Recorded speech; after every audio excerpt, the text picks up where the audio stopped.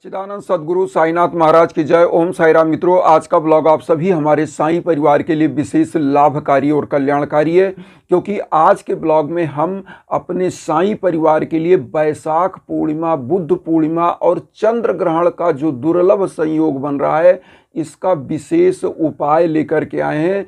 जिन परिवारों में यह उपाय किया जाएगा, आज का दिन विशेष दिन है 5 मई शुक्रवार का, और यह उपाय शाम को करना है।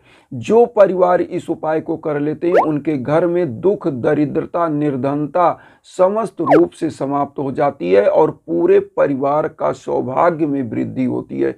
क्योंकि 130 सालों के बाद ऐसा दुर्लभ संयोग बन रहा है, जब बैसाख पूर्णिमा का दिन है और बुद्ध पूर्णिमा का मतलब भगवान विष्णु के 9वें अवतार भगवान बुद्ध का जन्म हुआ था, तो इसीलिए इसको बुद्ध पूर्णिमा भी बोलते हैं। और कूर्म अवतार भगवान विष्णु का आज इसकी भी जयंती है, तो आज का दिन बहुत ही विशेष है। और चूंकि चंद्र ग्रहण लग रहा है, तो ऐसे समयों में क्या करना चाहिए, क्या नहीं करना चाहिए, इसका भी ध्यान देना है। तो क्या करना है उपाय, और सबसे पहले यह जान लें कि चंद्र ग्रहण जो लग रहा है वह 8:45 से 1 बजे रात्रि तक।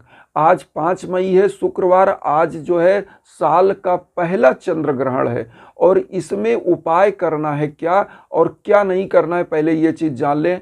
हमारी जो माताएं बहनें जो गर्भवती हैं, जो है प्रेग्नेंट हैं, उनको क्या करना है, क्या नहीं करना है। सबसे पहले तो जो माताएं बहनें प्रेग्नेंट हैं वो जान लें कि जब 8:45 से चंद्र ग्रहण लग रहा है, चंद्र ग्रहण होता क्या है, राहु और केतु जो ग्रह हैं, जो आसुरी ग्रह हैं, वो क्या करते हैं, चंद्रमा का ग्रास कर लेते हैं, मतलब चंद्रमा को निगल लेते हैं। तो ऐसे समयों पर धरती पर क्या होता है कि जो रेज निकलता है वो विषाक्त किरणें आती हैं धरती पर, और वह विषाक्त किरणें क्या करती हैं कि जो गर्भवती स्त्रियां हैं, चूंकि चंद्रमा होता है मन का कारक, तो मन मलिन हो जाता है। क्यों मलिन होता है? क्योंकि राहु और केतु ने क्या कर लिया, चंद्रमा का ग्रास कर लिया, और चंद्रमा होता है मन का कारक।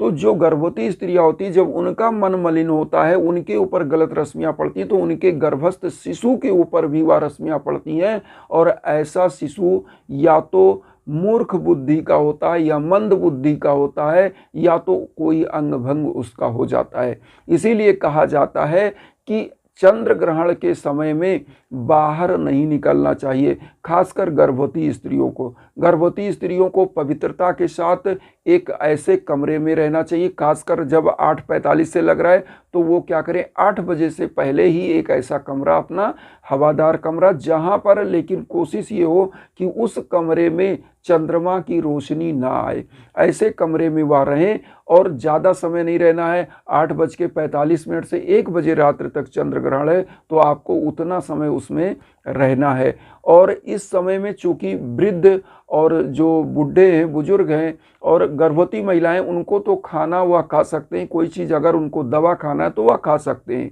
लेकिन कोशिश करें कि अगर उनको भूख नहीं लगी है तो वह ना खाएं। और जो और लोग हैं, परिवार के लोग जो स्वस्थ हैं, सही हैं, उनको तो कतई भोजन नहीं करना चाहिए ऐसे समयों में, क्योंकि जो विषाक्त रश्मियां चंद्रमा से निकलती है राहु और केतु के ग्रह के कारण, ग्रास कर लेने के कारण, तो वह रश्मियां उन भोजन में चला जाता है। और जब चंद्रमा मन का कारक होता है, तो हमारे मन को मलिन करता है, हमारे अंदर गलत गलत हार्मोन्स सिक्रीट होते हैं। इसीलिए ऐसे वैज्ञानिक कारण भी है कि इस समय का भोजन नहीं ग्रहण करना चाहिए।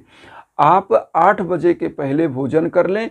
अब यहाँ आज हम उपाय बताना चाह रहे हैं, चूँकि यह जो बैसाख पूर्णिमा, इसकी मान्यता क्या है। भगवान विष्णु के 9वें अवतार बुद्ध भगवान का जन्म हुआ था, प्रकट हुआ था। माँ लक्ष्मी का भी प्रकट आज के बैसाख पूर्णिमा के दिन हुआ था, और बैसाख पूर्णिमा भगवान विष्णु का दिन माना जाता है, और जहाँ भगवान विष्णु होते हैं वहाँ माँ वैभव लक्ष्मी होती है। तो आज के दिन अगर कुछ उपाय कर लिया जाए, कितने बजे तक आपको उपाय करना ये भी जान लें। आप 5 बजे से 4 बजे से लेकर के शाम से और 7 बजे रात्रि तक यह उपाय कर लें, क्योंकि 8:45 पर चंद्र ग्रहण लग जाएगा। और चूंकि अब की बार चंद्र ग्रहण छाया है, तो छाया की वजह से इस उपछाया क्षेत्र के कारण अब की बार सूतक काल इसका नहीं माना जाएगा। तो पूजा आप कर सकते हैं, लेकिन 7 बजे तक कर लें तो बहुत बेहतर रहेगा। करना क्या है आपको, एक पकवान खीर बनाना है दूध का, उसमें मेवा मिष्ठान बढ़िया डालिए, वह रख लीजिए। और चूंकि भगवान बुद्ध को पीपल वृक्ष के नीचे ही ज्ञान प्राप्त हुआ था और भगवान विष्णु का वास भी पीपल वृक्ष पर है, क्योंकि भगवान कृष्ण ने गीता में कहा है कि वृक्षों में मैं पीपल वृक्ष हूँ। तो 1 लोटा जल लेकर के पीपल वृक्ष पर जाना है। लेकिन पहले उपाय कैसे करना है, घर में आपको करना क्या है, आप खीर बना के रख लें, माँ वैभव लक्ष्मी को, भगवान विष्णु को भोग लगाएं। और आज आपको कुछ चीज़ों का दान करना है, कुछ पैसे दान कर दीजिए भगवान विष्णु के और माँ वैभव लक्ष्मी के चरण में। और प्रभु साईनाथ जो सदगुरु हैं, तो सदगुरु का भी आप पूजा करना है, क्योंकि कहा गया है कि अंधकार से प्रकाश की ओर ले जाने वाला कौन होता है, गुरु होते हैं। तो गुरु की पूजा प्रथम कर लीजिए। साईं बाबा को भी जो है भोग लगाइए, जो है खिचड़ी का या उसी खीर का भोग लगाइए। और समस्त देवताओं को भोग लगाने के बाद दान क्या करना है, आपको आज मान्यता है झाड़ू का दान करना चाहिए। अगर किसी लक्ष्मी मंदिर में झाड़ू का दान कर दें, अगर लक्ष्मी मंदिर नहीं है तो मैं आपको बता दूं, घर में ही झाड़ू नई खरीद कर लाइए और आज के दिन शाम को उसको छू करके दान करके रख दीजिए कहीं। रखने के बाद अब आपको अन्न दान करना है, मतलब जो रॉ मटेरियल होता है, जैसे चावल ले लिया, दाल ले लिया खड़ा, उसके बाद हल्दी ले लिया, नमक ले लिया और कुछ जो है हरी सब्जियां उस पर रखकर दान के लिए छू लीजिए दोनों हाथों से। पूरे परिवार के निमित्त अगर यह उपाय किया जाता है तो मान्यता है दुख, दरिद्रता, निर्धनता कभी नहीं आती है, क्योंकि बुद्ध पूर्णिमा के दिन दान का सबसे बड़ा महत्व है। और आज जो अन्न का दान, आप प्रसाद का दान, भगवान को खीर का भोग लगाइए, पूरे परिवार को जो है वितरित करिए। और एक चीज़ बता दें, आप एक उपाय इसमें क्या कर लें, जो पैसे चढ़ाएं वो पैसे चढ़ा दीजिए और इसमें 7 गांठ हल्दी चढ़ा दीजिए। या तो गोमती चक्र अगर आपको मिले तो 7 गोमती चक्र ले आइए, एक पीले कपड़े में बांधकर 11 रुपए डालकर माँ वैभव लक्ष्मी को चढ़ा करके अपनी तिजोरी में रख दीजिएगा। ये उपाय आपके पूरे परिवार की निर्धनता को समाप्त करेगा और सौभाग्य में वृद्धि करेगा।